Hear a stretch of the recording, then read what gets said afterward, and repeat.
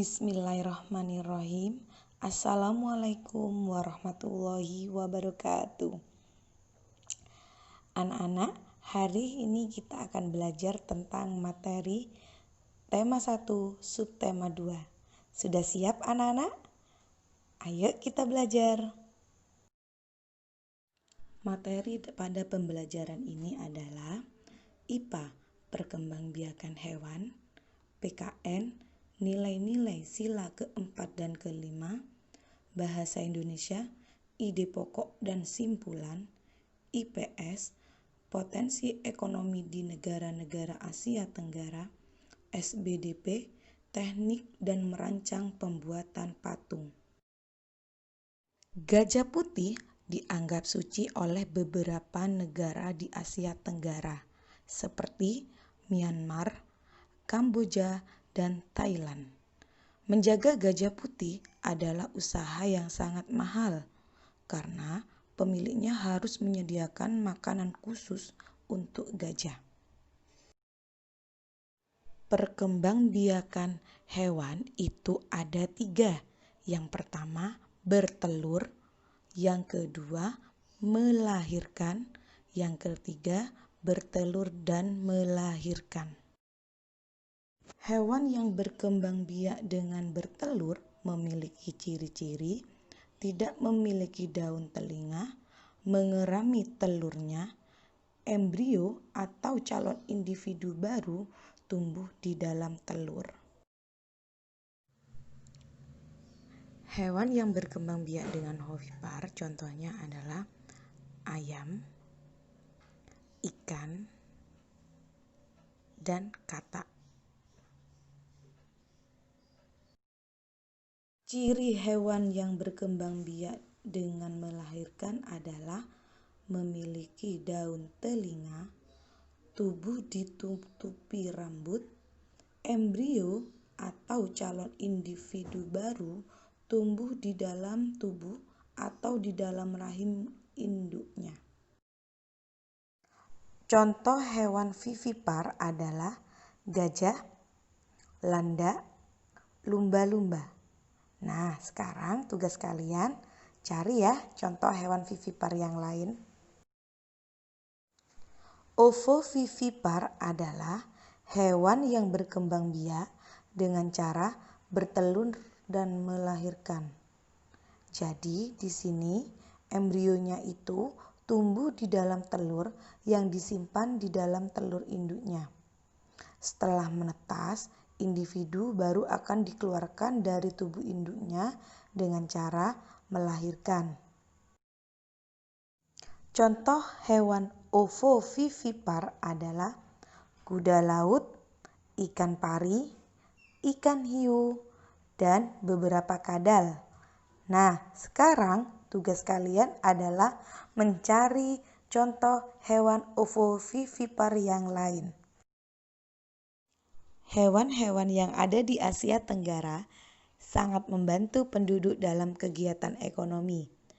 Ikan banyak dijual dan dikonsumsi. Hewan-hewan ternak banyak yang dijual di dalam negeri, bahkan sampai ada yang mengekspornya ke luar negeri. Yuk kita belajar lebih banyak mengenai kegiatan ekonomi di kawasan Asia Tenggara terkait kondisi geografisnya. Sudah siap ya?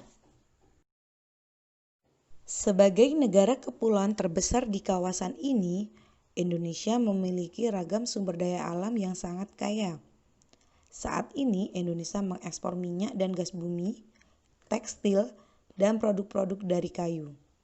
Pertambangan menjadi salah satu pintu masuk para pengusaha mancanegara ke Indonesia.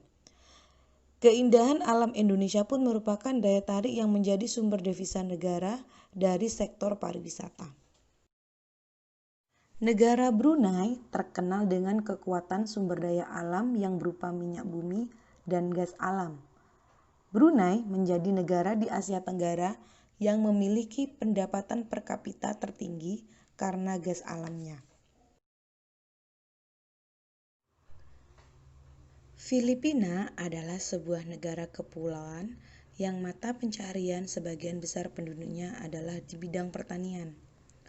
Beberapa produk unggulan hasil pertaniannya diekspor ke beberapa negara, seperti nanas, padi, kelapa, dan gula.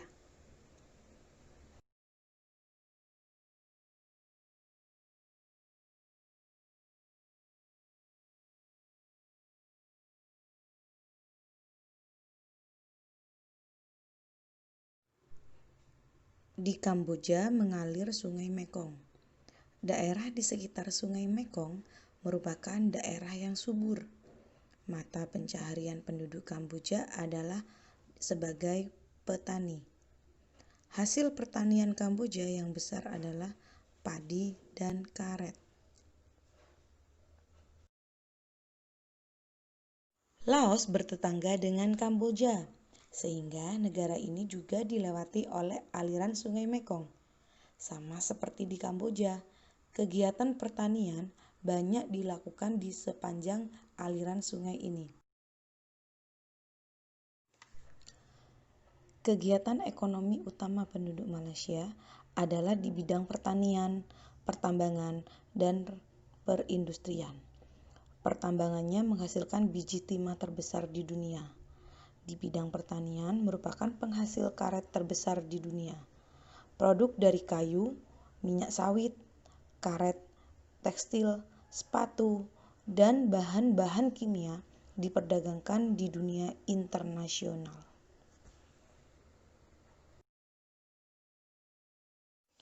Mata pencaharian utama penduduk Myanmar adalah di bidang pertanian, perkebunan, dan pertambangan. Padi merupakan hasil utama dari pertanian di sana. Singapura merupakan negara paling maju di kawasan ASEAN karena letak Singapura sangat strategis. Saat ini, Singapura menjadi negara transit teramai di Asia. Thailand sering disebut sebagai lumbung padi di Asia Tenggara karena padi merupakan hasil pertanian terbesar dari negara ini. Selain itu, perkebunan, kehutanan, pertambangan, dan industri juga merupakan kegiatan ekonomi penduduk Thailand. Saat ini penghasilan utama Thailand adalah sektor pariwisata. Pariwisata dan turisme mendukung perkembangan ekonomi di negara Vietnam. Bidang pendukung lainnya seperti usaha jasa di bidang perhotelan, restoran, serta transportasi juga turut berkembang pesat. Saat ini, Vietnam sebagai pengekspor beras terbesar ketiga. Di Thailand, banyak sekali patung-patung. Bahkan, patung juga digunakan sebagai identitas sebuah kota. Nah, sekarang kita akan belajar tentang teknik-teknik pembuatan patung. Yang pertama, teknik membutsir. Yang kedua, teknik memahat. Yang ketiga, teknik mencetak. Dan yang keempat adalah teknik konstruksi. Teknik memahat dilakukan dengan mengurangi bahan dengan cara dipahat pada bahan yang digunakan. Alat yang digunakan untuk memahat adalah pahat dan palu. Bahan yang digunakan adalah kayu atau batu. Teknik membutsir merupakan teknik membuat patung dengan cara memijit, menambah, atau mengurangi bahan yang dibentuk. Alat yang digunakan butsir atau pisau sudip. Bahan yang digunakan tanah liat atau plastisin. Pembuatan patung dengan teknik mencetak biasanya menggunakan cetak tuang atau cor. Alat yang digunakan cetakan sesuai bentuk yang diinginkan. Bahannya biasanya dari semen, gips, fiberglass, atau emas cair.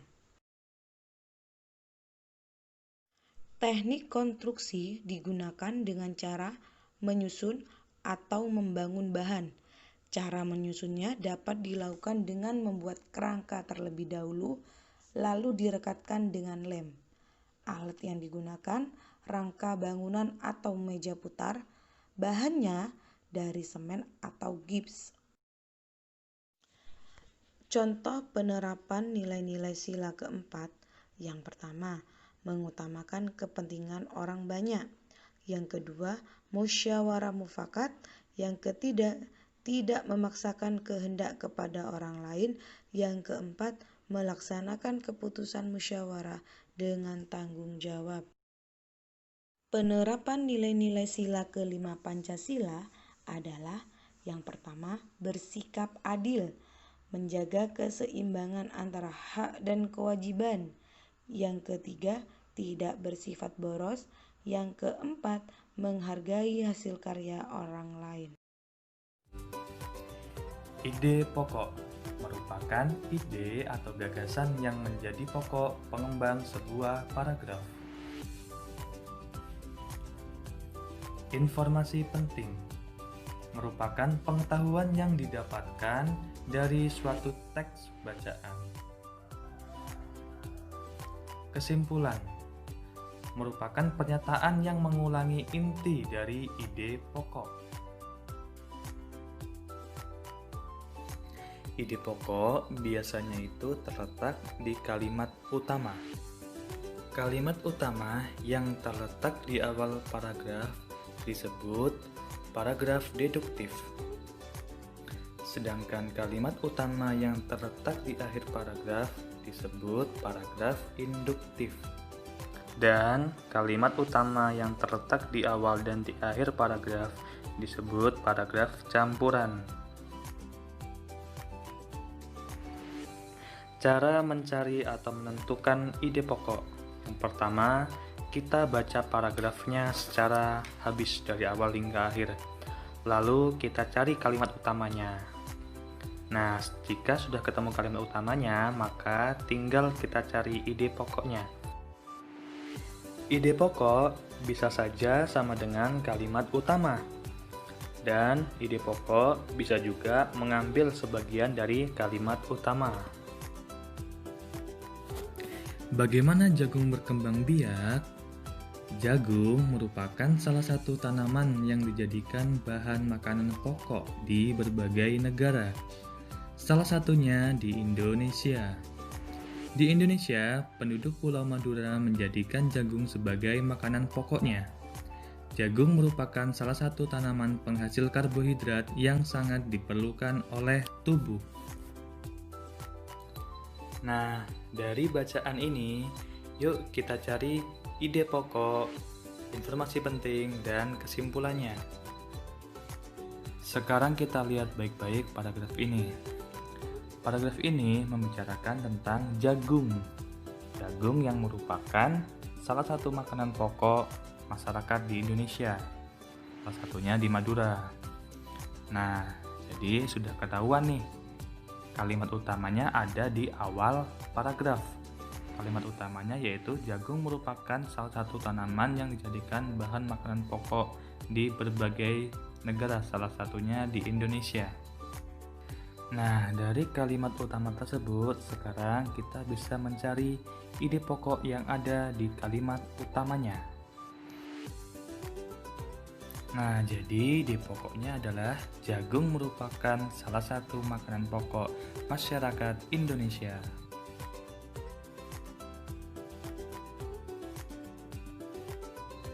Nah, setelah kita menemukan ide pokok, kita sekarang akan mencari informasi pentingnya. Nah, informasi pentingnya yaitu yang pertama, jagung merupakan makanan pokok di Indonesia. Yang kedua, jagung penghasil karbohidrat yang dibutuhkan oleh tubuh. Nah, sekarang kita akan menentukan kesimpulannya. Jadi, di sini kita sudah mengetahui ya bahwasanya jagung itu merupakan makanan pokok. Terus jagung juga penghasil karbohidrat. Nah, jadi bisa kita simpulkan jagung sangat penting di Indonesia.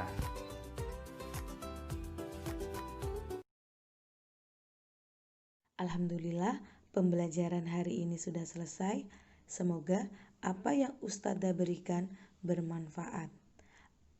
Anak-anak, sering-seringlah kalian untuk cuci tangan dan stay at home.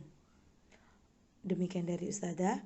Wassalamualaikum warahmatullahi wabarakatuh.